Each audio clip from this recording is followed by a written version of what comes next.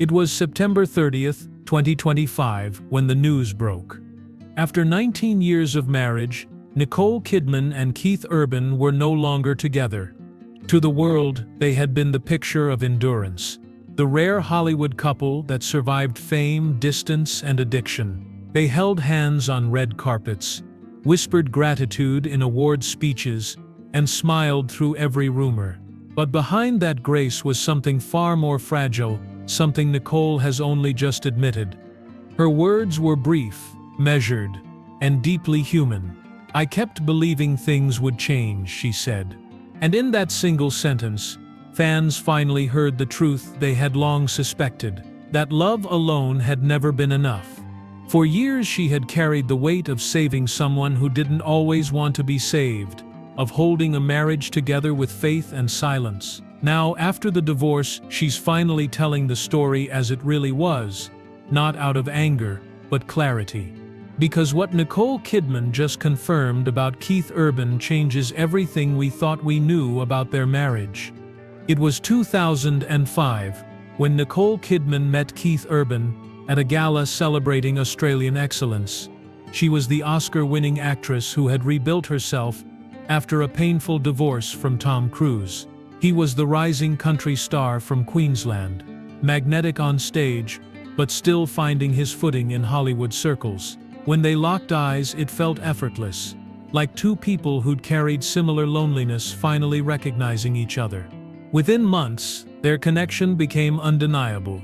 Nicole described feeling swept away. Friends noticed a new lightness in her, something freer than she'd shown in years. Keith sent her handwritten notes, showed up unannounced with flowers, and even wrote songs that hinted at her name. It wasn't the grand gestures that moved her most, though it was the gentleness. After years of scrutiny, she found someone who looked past her fame and simply saw her as Nicole.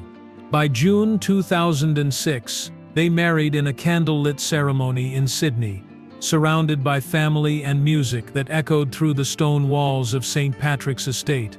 The press called it a modern fairy tale, and for a while that's exactly how it seemed. She stood in soft lace, he sang with trembling emotion, and the world fell in love with their story.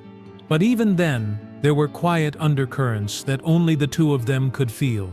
Keith was fresh out of years battling addiction, determined to stay clean.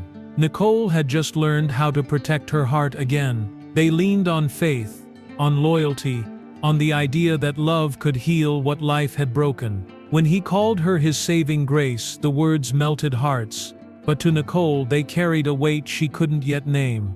Their first years were a dream of red carpets and long-distance phone calls, of late-night laughter and letters from hotel rooms halfway across the world. Each reunion felt like a homecoming, each goodbye a small heartbreak. Still, she believed in him, and he believed in her. Yet love built on rescue can only hold for so long before the cracks begin to show. The first signs didn't make headlines. They happened quietly, in hotel corridors, in the silence after phone calls that ended too soon. As Keith's touring schedule grew, Nicole's filming calendar filled, and their lives began running on opposite time zones. At first they laughed it off, telling friends they thrived on independence. But distance has a way of reshaping love. It replaces closeness with routine and emotion with endurance. By the second year of marriage, Keith's past struggles began to resurface. He entered treatment again, determined not to lose her. Nicole stood by him, flying across states to visit, shielding him from gossip. She called it standing in the storm, and at the time it looked like strength. Yet behind that loyalty was exhaustion, the quiet fear that love was becoming something she had to manage rather than share. They returned to public life smiling, but the chemistry that once felt effortless had started to feel rehearsed. Interviews grew guarded. Their rare joint appearances seemed polished, not intimate. Even their music and films carried traces of longing. Keith's lyrics turned darker, Nicole's roles more introspective. The world praised their resilience, unaware that behind closed doors they were learning how much work it took just to stay together. Friends close to them noticed the emotional drift. Nicole, ever the perfectionist, tried to fill the gaps with structure: family dinners, handwritten letters, strict boundaries about time apart.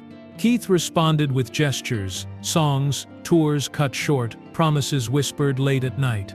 But neither could outrun the truth that they were living parallel lives.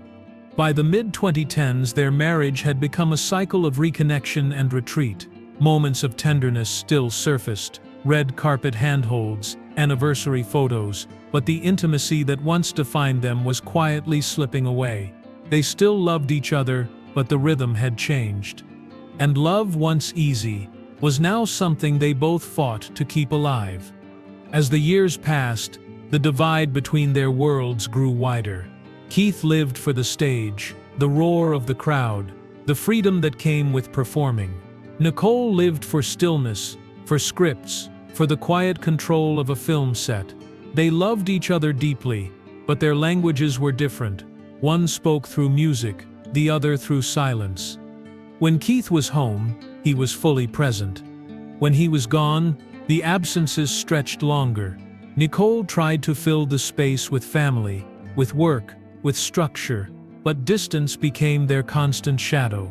In interviews, she called him her rock, yet insiders described her as lonely, waiting for him to return to a life that no longer felt shared. Rumors of strain followed them everywhere. Stories about missed flights, tense red carpet moments, and long separations started circulating in tabloids. Neither confirmed nor denied anything. They just smiled for cameras, their hands intertwined like a well-rehearsed act of unity. Behind that image, however, there was fatigue. Two people protecting a love the world had already started questioning. Keith had always been open about his past struggles with addiction. The industry's pressure and the isolation of fame tested his resolve. For Nicole, who had watched a marriage crumble once before, the uncertainty was haunting. She admired his strength, yet quietly feared relapse. It wasn't judgment, it was love mixed with survival instinct. They sought counseling, built routines, and kept their family life private. Their daughters became the glue holding them together. But even love anchored by family can feel fragile when the foundation begins to shake. Keith's songs during this time, full of guilt, gratitude, and longing, told the story he couldn't say aloud. Nicole's interviews hinted at compromise, of loving someone who battles himself as much as the world. They were still partners in public, but privately, they were drifting toward different kinds of peace. Keith through music, Nicole through solitude. And somewhere along the way, the promise they made in Sydney began to fade beneath the noise of everything they'd built. By the early 2020s, their marriage had become a quiet performance, two professionals holding together what love alone could no longer sustain. Nicole was filming across continents.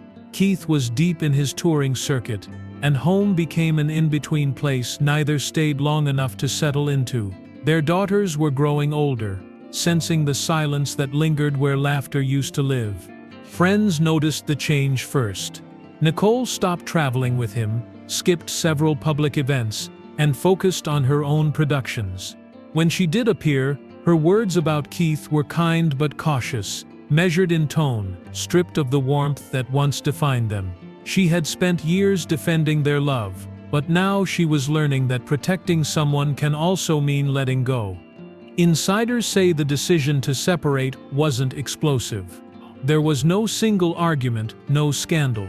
It was fatigue, the slow erosion of closeness over years of distance. The final choice came during a family break in Nashville. Nicole reportedly asked him a simple question: "Do you still feel at home with me?" And when he hesitated, she knew the answer had already arrived. In September 2025, the divorce papers were filed. The statement was brief: irreconcilable differences. No accusations, no blame, no bitterness. Just two people finally admitting what time had already decided. For Nicole, it was the quiet confirmation that love, when tested by fame, doesn't always survive the noise. She had once believed she could heal him, steady him, build something permanent out of impermanence. But the truth she came to accept was harder. You cannot rescue someone without losing a part of yourself. Keith moved out first, retreating into his music, his tours, his own rhythm. Nicole stayed behind, surrounded by her daughters, her scripts, her faith. Those who knew her best said she looked lighter, not because she stopped caring, but because she finally stopped fighting to rewrite a story that was already finished. And for the first time in nearly 2 decades, she was alone again. But this time she didn't see it as failure. It was freedom, and it came at a price she was finally willing to pay. When Nicole Kidman finally spoke after the divorce, she didn't lash out or seek sympathy. Her words were measured, almost gentle, like someone who had already made peace with the truth. What she revealed wasn't about betrayal or scandal. It was about clarity, the kind that only comes after years of trying to make something work. In a recent interview, she said, "Sometimes love isn't enough when 2 people grow in different directions." It was simple, yet devastating. For those who had followed their story since that glowing Sydney wedding, it confirmed what they had long felt but never heard aloud, that beneath the romance, something vital had faded long before the paperwork. Nicole admitted that she had spent much of the marriage trying to hold things together, believing that her loyalty could substitute for balance, that patience could fix distance. She didn't blame Keith, nor did she paint herself as the victim. Instead, she acknowledged the slow drift that happens when 2 people stop seeing the world through the same lens. Her tone wasn't bitter. If anything, it was compassionate. She spoke of gratitude for the years they shared, for the lessons they taught each other, and for the family they built. Yet she also hinted at a truth that felt quietly profound, that sometimes the person who brings light into your life also casts the longest shadow. Fans interpreted her words as a final act of grace. She wasn't exposing him, she was freeing both of them from the illusion that everything had been perfect. Her statement allowed room for empathy, even for Keith, whose songs after the split carried a tone of remorse and nostalgia. What Nicole confirmed wasn't that Keith had failed her, but that she had finally stopped denying her own unhappiness. It was a confession without blame, an acceptance that love, no matter how deep, can't survive when honesty is missing. And in that honesty, she reclaimed something she hadn't felt in years herself. In the months that followed the divorce, Nicole Kidman chose silence over spectacle.